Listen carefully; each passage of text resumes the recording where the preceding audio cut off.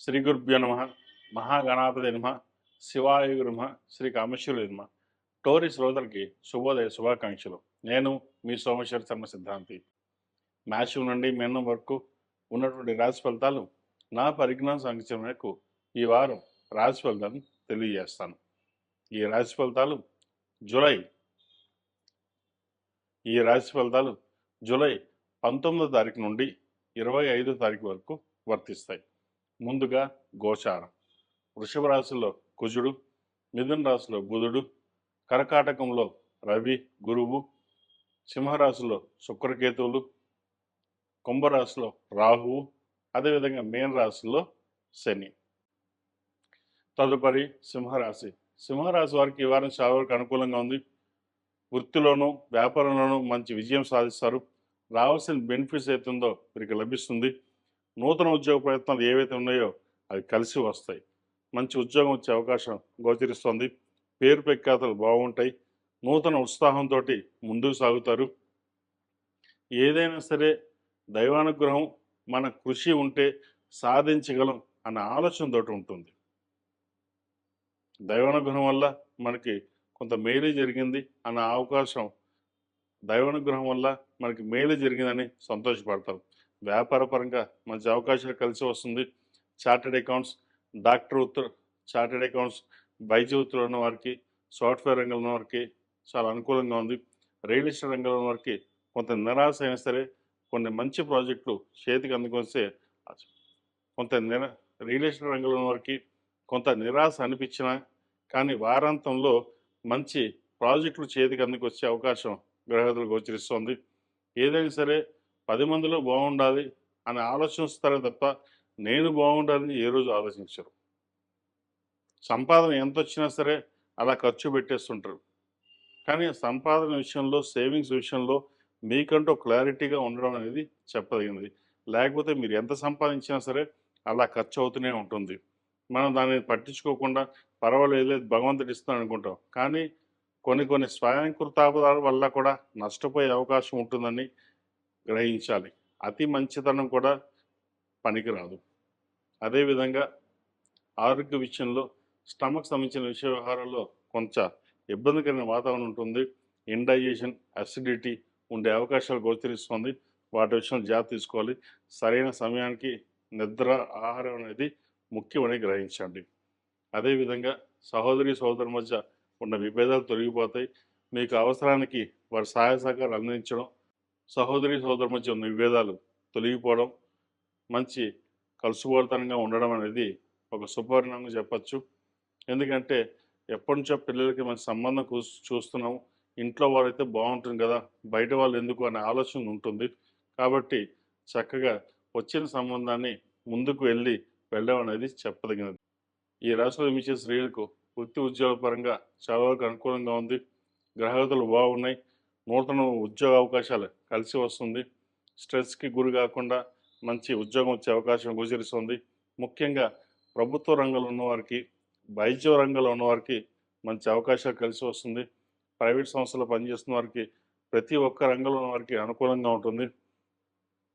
మొన్న ఈ మధ్య అడిగారు, గురుగారు మాకు మా రంగానికి చెప్పట్లేదు అన్ని రంగాలకు చెప్తున్నారని. నేను చెప్పే రాశిఫలాలు ఏమవుతున్నాయో కొంతమంది చెప్తున్నారు, కొంతమంది చెప్పకపోవచ్చు.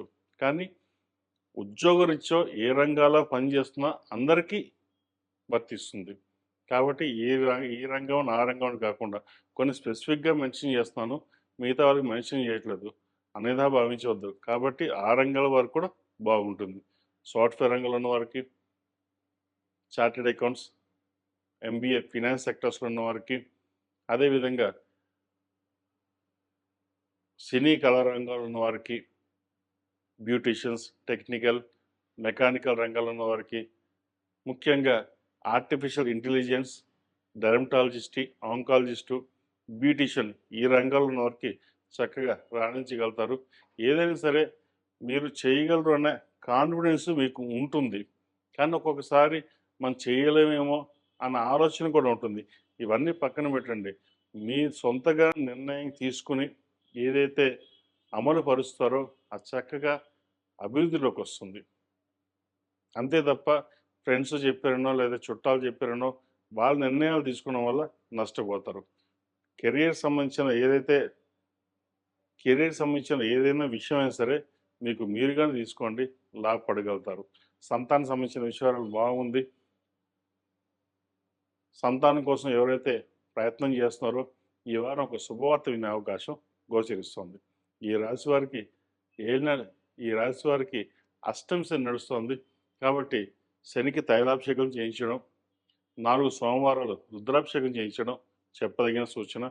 కుదిరితే అఘోర పాశుపత హోమం చేయించండి, మంచి ఫలితాలు సంప్రాప్తిస్తాయి. ఈ రాశిలో జన్మించిన వారికి కలిసి వచ్చే సంఖ్య 5, కలిసి వచ్చే రంగు తెలుపు. ఏదైనా పని మీద బయటికి వెళ్ళినప్పుడు సోమవారం కానీ గురువారం కానీ వెళ్ళండి, మంచి ఫలితాలు సంప్రాప్తిస్తాయి. అష్టమాధిపతి అయిన గురువు 1000లో ఉన్నారు కాబట్టి ఖర్చుల విషయంలో మటుకి చాలా వరకు ఎంతవరకు తగ్గించుకుంటే అంత మంచిది. ఎందుకంటే 1000లో గురువు కొంచెం ఖర్చు శుభ పరిణామాలే ఉంటాయి, బాగుంటుంది. అయితే దోబరాగా కూడా ఖర్చు అయ్యే అవకాశం గోచరిస్తుంది. అది మన కోసం మీరు ఖర్చు పెట్టరు, మీ వాళ్ళ కోసమో లేదా ఫ్రెండ్స్ కోసమో ఖర్చు పెడతారు. వాటి విషయంలో ఎంతవరకు ఖర్చు చేయాలో అంతవరకు ఖర్చు చేయండి, మంచి ఫలితాలు సంప్రాప్తిస్తాయి.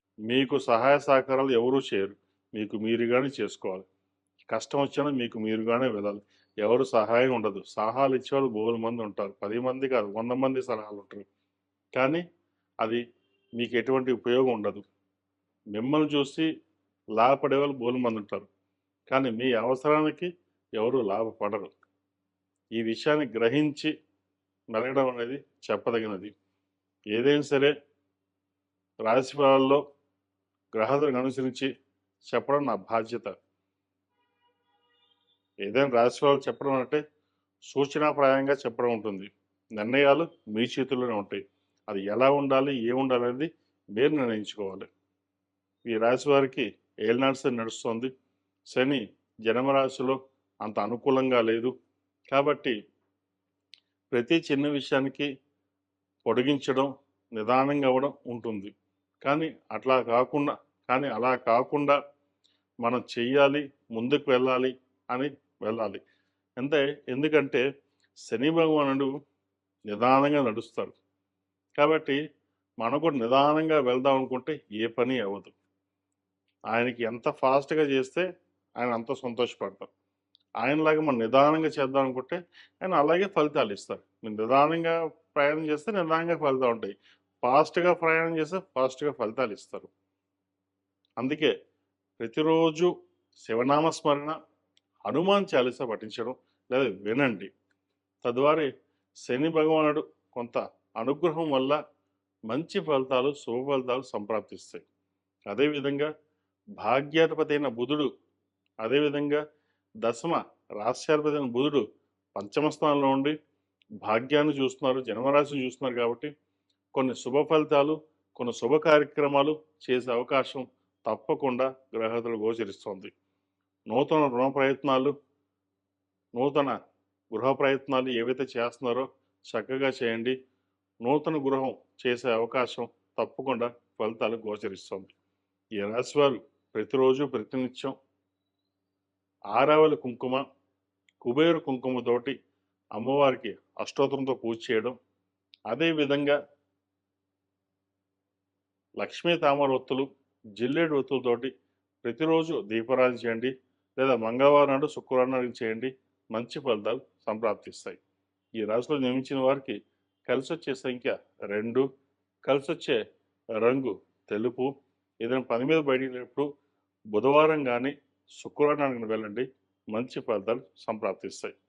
మేషం నుండి మీనం వరకు ఉన్నటువంటి రాశి ఫలితాలు నా పరిజ్ఞానం సహకరించే మేరకు ఈ వారం రాశి ఫలితాలు తెలియజేశారు.